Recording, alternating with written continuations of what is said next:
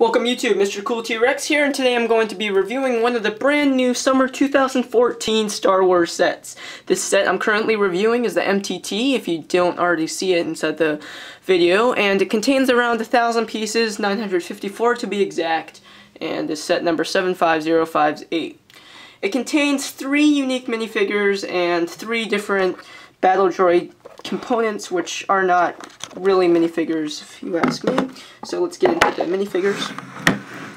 These two are the Jedi, which are Qui-Gon Jinn and Obi-Wan Kenobi, and if I could focus it all, that would be fantastic. There we go. These minifigures are not new, although they are very nice either way. They came in the Darth Maul's Interceptor, I believe, maybe 2 years ago. Contain leg printing, torso printing, and back printing, or back printing on their face and back printing on their torso. You can't even see that on their capes. So, and they contain the brand new lightsaber colored pieces, which are pretty nice. I like the detail of Obi-Wan Kenobi's Jedi Padawan braid. Now, that's out of the way. Also, the contrast on Qui-Gon Jinn's legs are very nice, if you can see that. Let's move out on to the next, which is the Naboo security guard. This guy has some nice yellow printing, or not printing, but I just like the yellow on brown contrast. That looks pretty good, as well as the gold on brown contrast for his officer's cap. He has back printing, and he's the only brand new minifigure other than the PX droid, but the PX droid I don't even really consider a minifigure. And he has a brand new officer's cap, so if you can see on the normal just hat, it's more upright and curved, and it has back printing on the back. This would be very nice for like a World War II army, like maybe a German officer's cap. Here's the PX droid. Not much of a droid, just Lego components, and calling it a minifigure to just say another minifigure, but not much, just a green transparent piece to tell that the droid's on, I suppose. I don't really know much about the PX droid. And here's the battle droid pilot. All generic battle droids look like this, other than just the blue paint, so I didn't take out the other ones, but the pilot is just a generic one. This model's been out for, I think, 3 years now. So nothing new if you've been in the LEGO community for a while. Let's go on to the actual vehicle.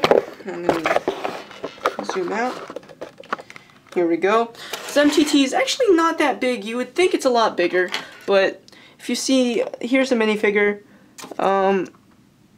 It's about 4 minifigures high, depending on where you scale it up. And that's not that big for a vehicle. If I had something to compare it with in here, but I sadly don't. Here, I just moved. But anyway, let's end my rambling. I'm gonna make a thorough complaint. First of all, just look at all these gaps inside the vehicle. That is very annoying for me and very disturbing. It just looks like LEGO lacked effort in this. Like, if you can look in here, you can see the entire interior. This, you can see the interior in there, and even tried to make one stud up. And I feel like that's just trying to make this entire thing cheap. There's holes there. And of course on the other side there's holes, and there's holes inside the front. The front doesn't even look too good. This reminds me of like the animated version, but likely so. Okay. Let's get on to the front of the vehicle. This gap doesn't look like it fits too well. I honestly just don't think LEGO put that much time, and there's gaps right here and right there. These arms move fully up, just happy slug. That's kind of what it kind of looks like. There's no restraint. And here's the other side. Same thing as the right side. And here's the back. The back is actually the only detailed part, I think. Looks actually kind of nice. So let's get on to the functions. Now that's done. I just did a 360. That's pretty cool. The vehicle.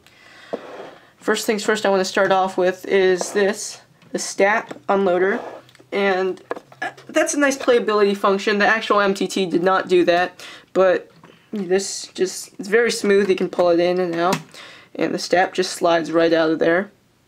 It contains a battle droid, one of the 7 normal battle droids, and this is a nice stap. Between the past 7 years, I think they've made a new stap, or at least 1 or 2 new staps every single year. And this is a nice rendition. It's pretty small, but I like that. It can actually fit in the MTT. It's not big and bulky like some of the Clone Wars ones were. Now that's taken out. Let's move on to here. Here's just the generic gun rack for the minifigures, and it's nothing new, not the new pulse ray guns or whatever you want to call them, the flick and fire minifigure guns. I never really liked those anyway, and it's kind of a pain to slip in. Now while I'm on this side, I'm just going to go over the pilot's or driver's compartment. You can pull this out, and all it really is just a piece with a lever on it. But that doesn't really bother me because it's in the inside of the vehicle, whereas a lot of things are on the outside and there's no detail. Here's another flick and fire missile. I actually like these. These fire actually pretty well, and it comes with an extra one if you care about those. Now, let's go to the front. Here's what it looks like when all you need to do is turn this lever, and this is extremely out of focus, but that came out, and it looks like that. It contains 6 battle droids. I really like how the old MTT did it, where the battle droids just folded over like so. This is from the old MTT. And whereas this one, they just stand up and it doesn't even look right. And plus, it's a huge pain to put these figures in because if you see, it is so tight right there. So a lot of times when you're trying to slide this in, the minifigures or the droids just fall right out. Now that's just my ramblings. And I'm putting that back in. Let's go to this side, and same thing on the driver's compartment. But the difference is, here's the PX droids tools, and here's the gear. If you were just wondering, it's right here to move the compartment out. There's not one good thing about this set though is it rolls pretty nice. There is no grinding, and I think my old MTT, if I do remember correctly, it grinded very much so, and it just didn't really sound right. Or maybe that was just when I built it because I was pretty young back then. Here's another complaint. This just moves all the way up 180, or not a full 180, but looks like a happy slug waving. Anyway, that's about it. I don't think there's anything else I have to cover. If it was me up to getting this set, if you don't have the $300 to buy the old 2008 MTT, I would definitely get this one though. But if you wanted to get an MTT, I would go for the $300 2008 one. The 2008 one makes this one look like just a normal kit, whereas the 2008 one is like an Ultimate Collector Series compared to this. I would not shoot for this. It's not worth $80, or not 80, it's $90 I believe. It's not worth $90 to me. And that's about it. I would do a comparison. I'll probably upload another one later. Unfortunately, this is what happened to my old MTT, and I'm going to try to put this back together. It's pretty sad. But until then, see you guys later. Mr. Cool T-Rex out. Tell me if you guys are any complaints about my reviews. I would like to know. I'm trying to get better at this entire review thing. Peace out. See you guys later. Thank you for watching.